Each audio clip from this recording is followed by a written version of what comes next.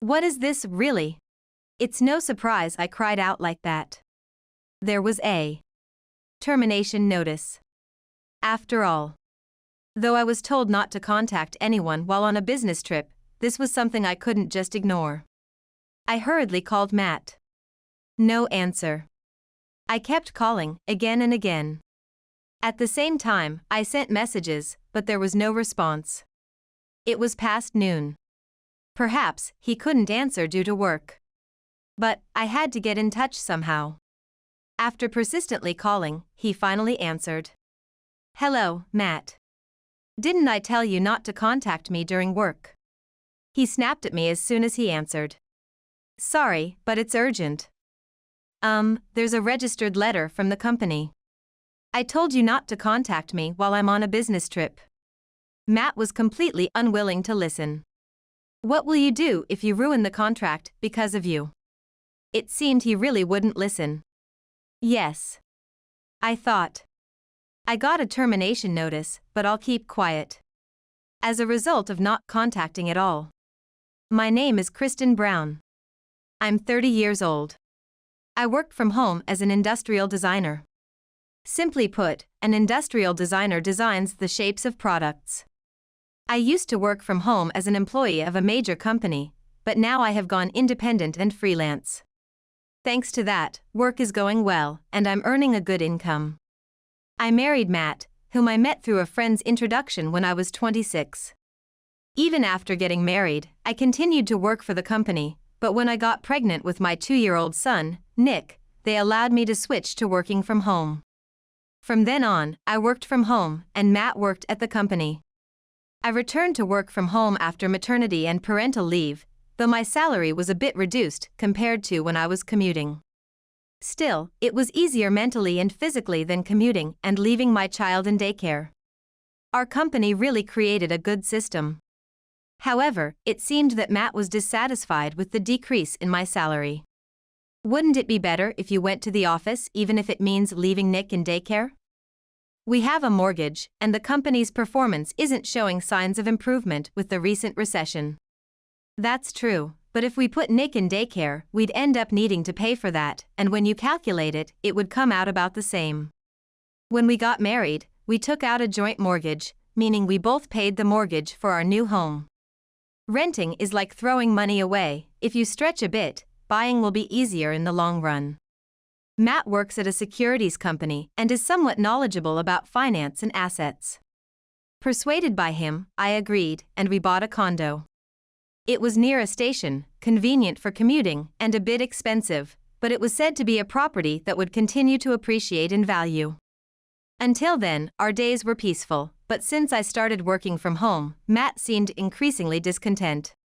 It seems, more than the income issue, he felt it was unfair that only I was at home. If the money ends up being the same, then Kristen should also commute. Staying at home leads to a lack of exercise and becoming isolated from society, doesn't it? Indeed, there might be some truth to that. But after the first childbirth followed by the first childcare, it's easier on my body. It's hard to ask for help, as both Matt and I are from rural areas and our parents live far away. It's difficult to get help from either side. When I talked about such things, Matt muttered something that made me somewhat understand his true feelings. It's always you who gets it easy. I want to stay home too. Even if he says that, our jobs are different. I'm a designer, Matt is in sales. I finish designs on my computer, and often just sending the data is enough. But Matt's work can't be done from home. That's true, but it's still unfair that only you get to enjoy this nice house all to yourself. Hearing those words, I was shocked. What do you mean, all to myself? Isn't this house for you, me, and Nick? First of all, we're both paying the mortgage, so the rights should be split equally. Hearing such childish remarks from Matt, who is a father, made me feel more anxious. Nick is growing up healthy, and I managed to continue working smoothly while taking care of him. Then, I decided to go independent. My work was appreciated, and I started getting offers to handle more projects from business contacts. But around that time, Matt began coming home late and working on weekends more often. It's a recession now, I have to work harder, or my sales commission will just keep decreasing. After saying that, Matt sighed sarcastically. Must be nice, those who can work relaxed at home. No need to commute in packed trains, oh, how I envy that. It's as if he thinks I'm just relaxing at home while he's the only one working hard. But that's not the case. I'm doing childcare and housework at home, on top of my job. Although I have a lot of work that can be done from home, there are times I need to go out for work and other reasons. I'm certainly not just playing around at home. I couldn't take it anymore and confronted him about it. So, I'm not just playing around. Why can't you understand that? I'm paying my share of the mortgage, too. Oh, really? Matt interrupted me, his face turning red as he retorted. I guess I'm just a loser then. I can't even get a home mortgage by myself with my measly salary. No one is saying that. Unlike talented designers like you, I have to please unpleasant clients every day, or I won't get paid. No matter what I say, that's how it feels. He only takes everything in the worst way. I was completely exhausted and eventually stopped saying anything to Matt. I gave up because it seemed useless to say anything. Gradually, I started to wonder if there was any point in living together anymore. But Matt is Nick's father, and the thought of taking Nick's father away from him seemed selfish, so that feeling stopped me. Perhaps because I stopped speaking up, Matt began to behave more selfishly, and eventually, he hardly contributed any money at all. It was supposed to be a joint mortgage, but now it looks like I'm the only one paying it. It's tough, but honestly, with my current income, I could manage to pay the mortgage and live by myself. Matt probably knows this and behaves this way. If we were at risk of losing the house because we couldn't pay the mortgage, I think he would contribute something. Is Matt that calculating? And around that time, I began to suspect something. Maybe Matt has another woman, and he's spending his money on her. If that's the case, I'll have to make a drastic decision, of course, making sure he pays what he should. I wanted to gather some evidence, but couldn't think of how. The most reliable way would be a private investigator, but that's expensive. If I had specific dates or places, or knew who the other person was, it might be manageable, but with just a vague suspicion, I have no idea how much it might cost. I'm managing now, but if Matt and I were to separate, there would be financial uncertainties. I want to save as much money as possible. While I was feeling uneasy, a registered letter arrived from the company. Matt has been on a business trip since yesterday, gone for 3 days and 2 nights. On such a day, why would the company send something like this? I was even more troubled, but curious. I decided to open it. If it's an urgent matter, I have to contact you immediately, I reasoned as I opened the envelope. What is this, really? It's no surprise I cried out like that. There was a termination notice. After all, I was told not to contact anyone while on a business trip, but I couldn't just ignore this. I hurriedly called Matt. No answer. I kept calling, again and again. At the same time, I sent messages, but there was no response. It was past noon. Perhaps he couldn't answer due to work. But I had to get in touch somehow. After persistently calling, he finally answered. Hello, Matt.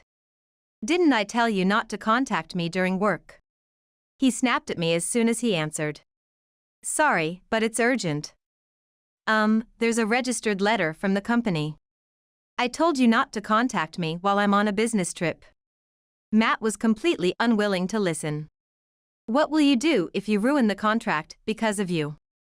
As he spoke on the phone, I could hear someone else's voice. Perhaps. I quickly pressed the record button. Listen, I'll say it again. Do not contact me. Understand?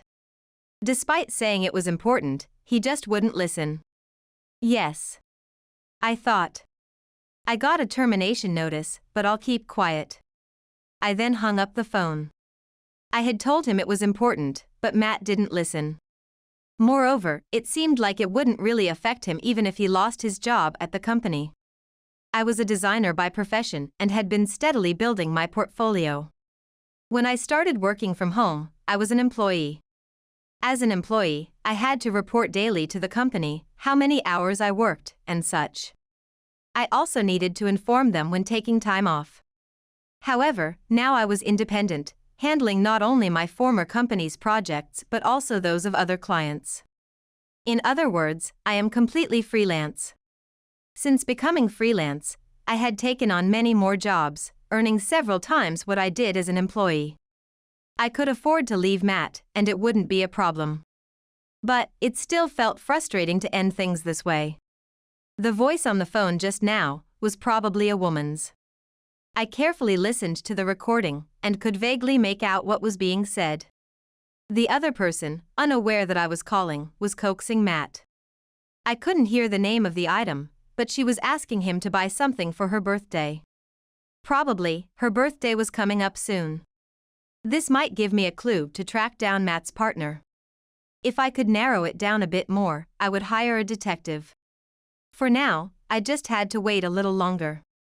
The next night, Matt returned from his business trip. "Didn't I tell you not to contact me during work? You almost ruined a contract because of that." "I'm sorry." What contract was he in the middle of signing, and with whom? Perhaps a birthday purchase agreement? I kept a straight face, but laughed inside. "If you understand, then that's fine. I'm going to take a bath and go to bed." "Yes." I quietly let Matt prepare for bed and take his bath. Once he was sound asleep, I stealthily checked his smartphone. As expected, it was locked. I gently held the smartphone, applied Matt's sleeping finger to it, and unlocked it. What I found was revealing. Photos of Matt getting cozy with the same woman. Not just photos, but videos too. Some of them were conclusive evidence. Besides the messages, it was clear when and how the two spent time together. Maybe Matt thought I would never notice his affair. He really took me for a fool. I copied the data from Matt's smartphone to my computer. I quietly put the smartphone back where I found it and began to slowly plan my next moves. I'm going to make him suffer for sure. First, I'll uncover the identity of this woman. Just from the pictures and nicknames, it's unclear who she is exactly. I'll start by checking the data. The next day, Matt left the house as if nothing had happened, heading to the company. I hope he can work as usual. After seeing Matt off, I took my time to reread the registered letter. It didn't provide detailed explanations.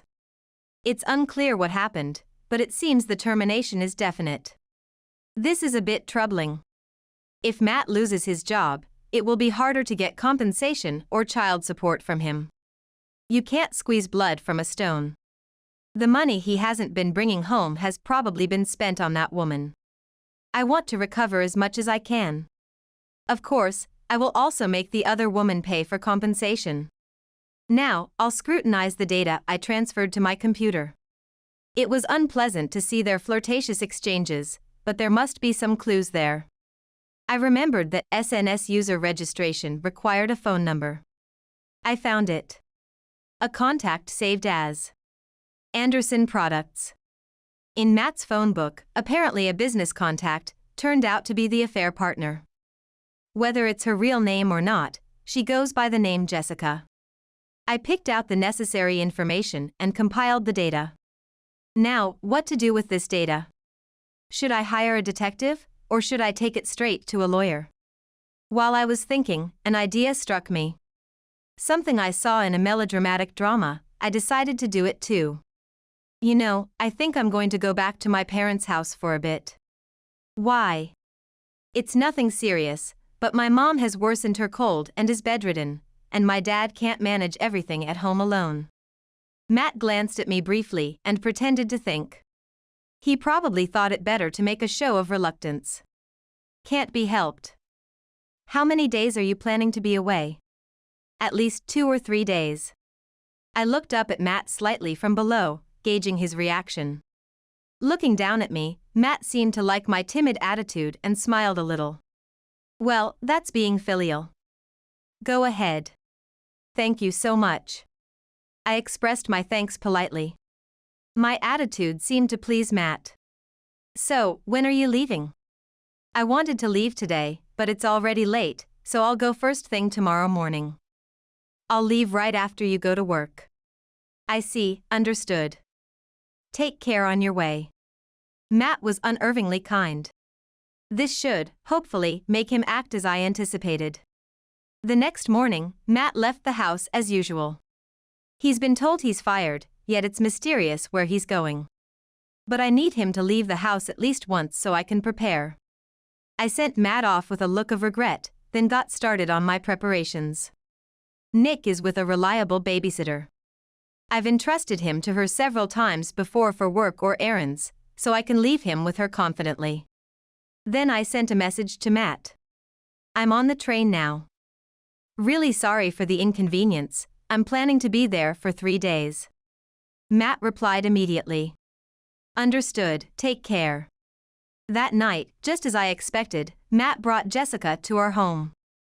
I hired a professional to capture the whole scenario as evidence. I knew that the data originally on Matt's smartphone was enough to give me an advantage in the divorce, but I really wanted to punish them both.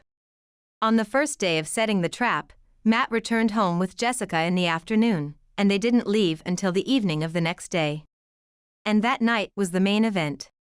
I was a bit anxious waiting since I didn't know what time they would return, but I was sure they would.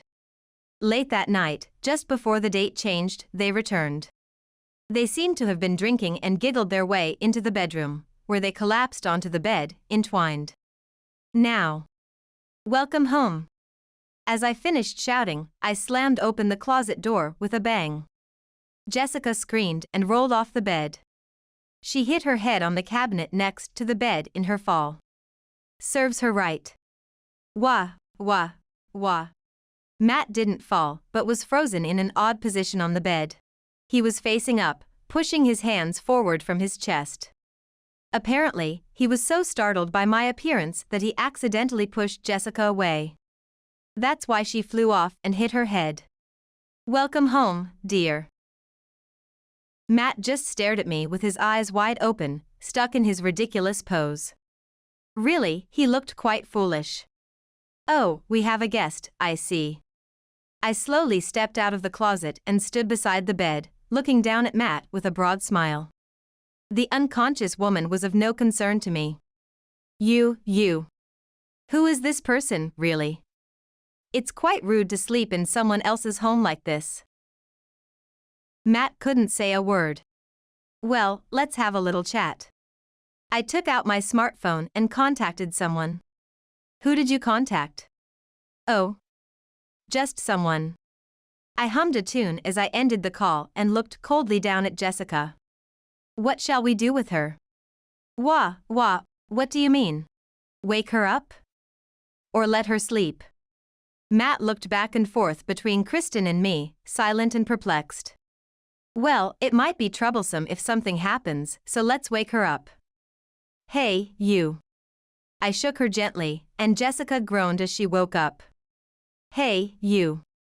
Even as I spoke to her, Jessica looked dazed for a moment but eventually realized what was happening and froze. We're going to have a talk now, so come join us over here. Jessica remained frozen and didn't respond. Come here, please. Yes. She reflexively responded when I spoke a bit more forcefully. I called them both to the dining table and had them sit down. I really didn't want to have you sit here, but well, you've already used quite a bit here, so the table will do. Of course, I won't be serving any coffee.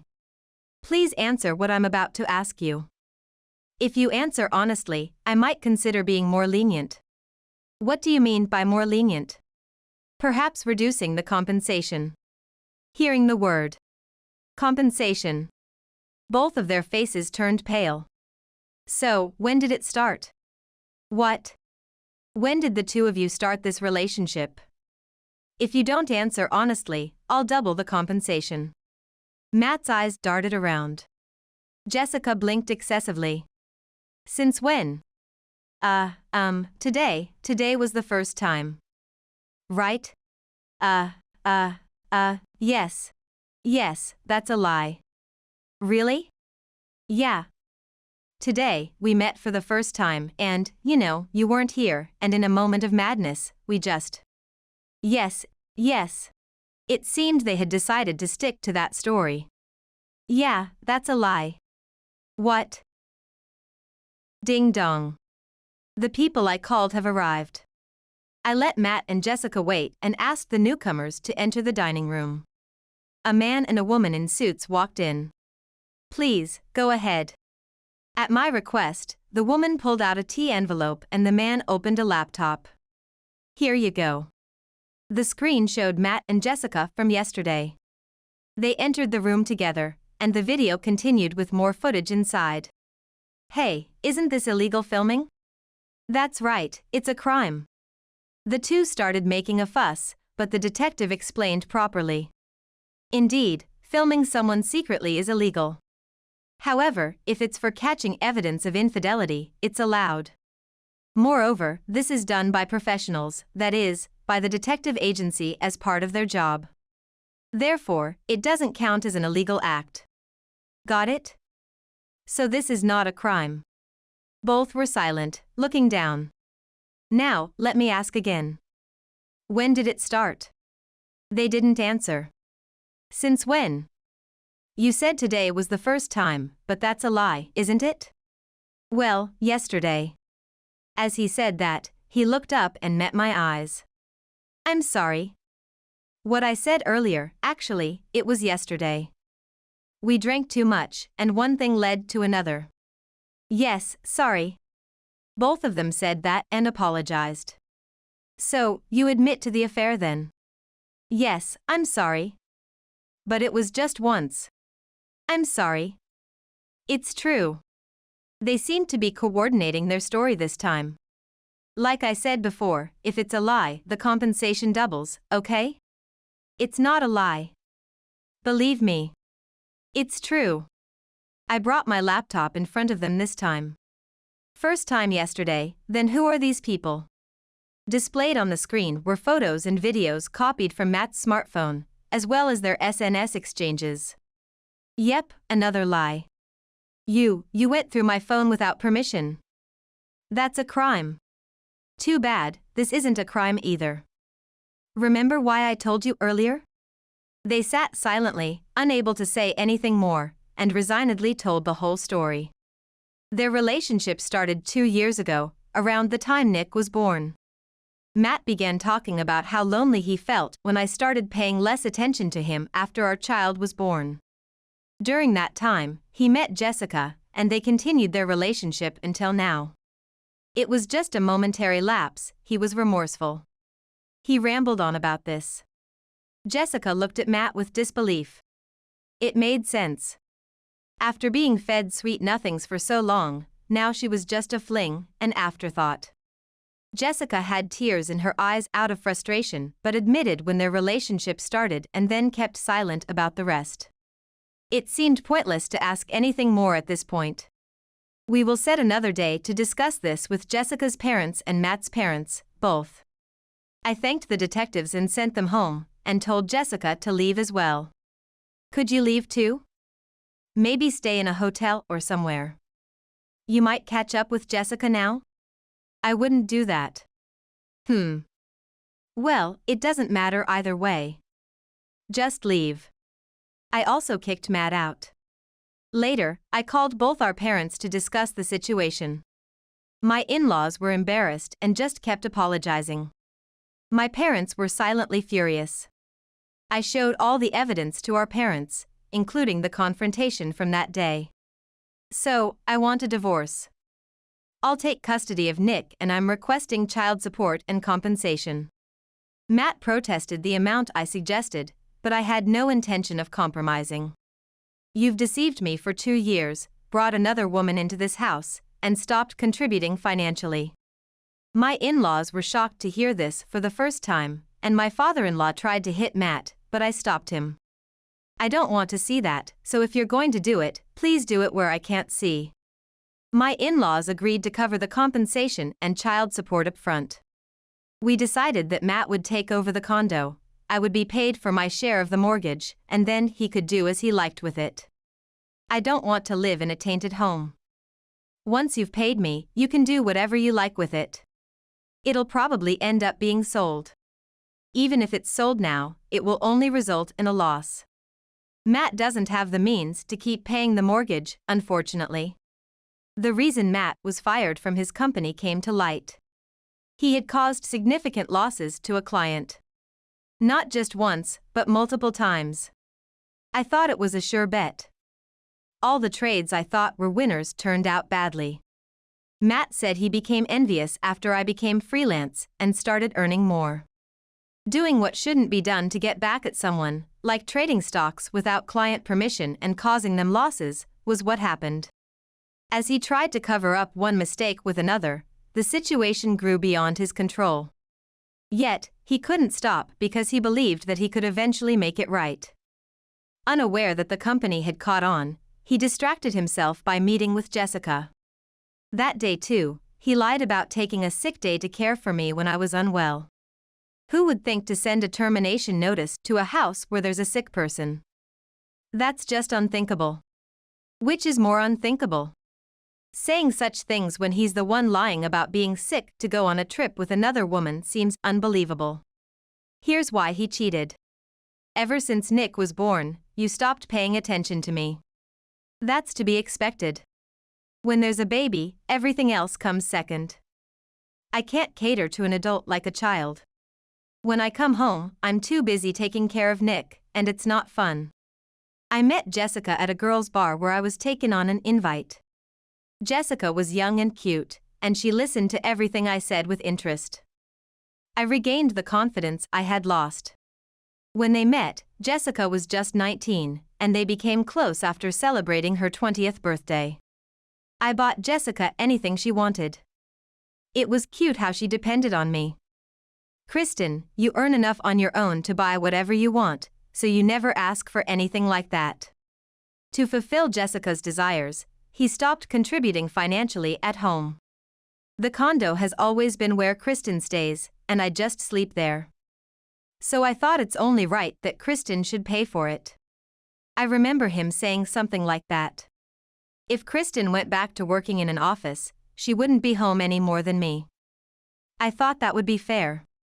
So that's why he suggested I stop working from home and commute instead.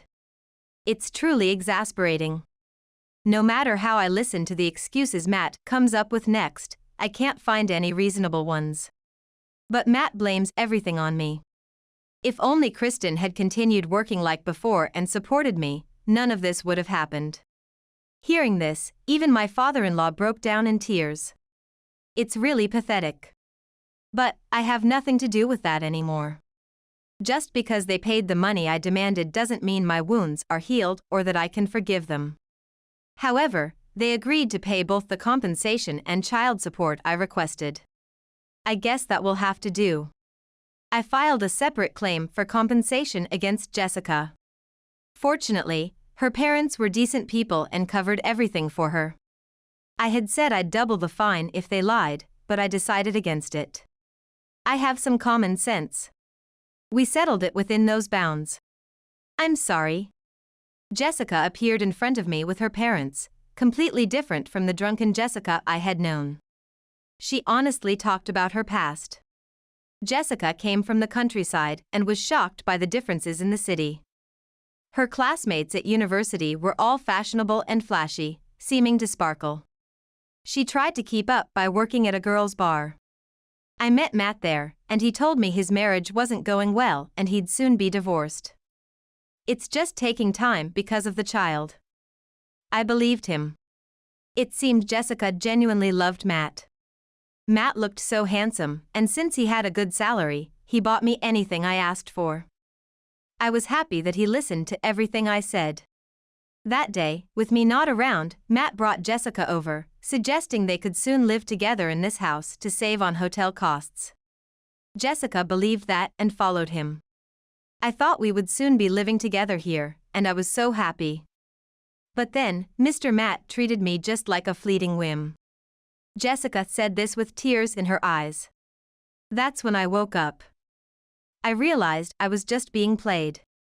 She did not appear to be lying at all. But I won't say I was deceived. I knew he was married and still got involved. It's my responsibility. I'm sorry. She said this as she apologized to her parents.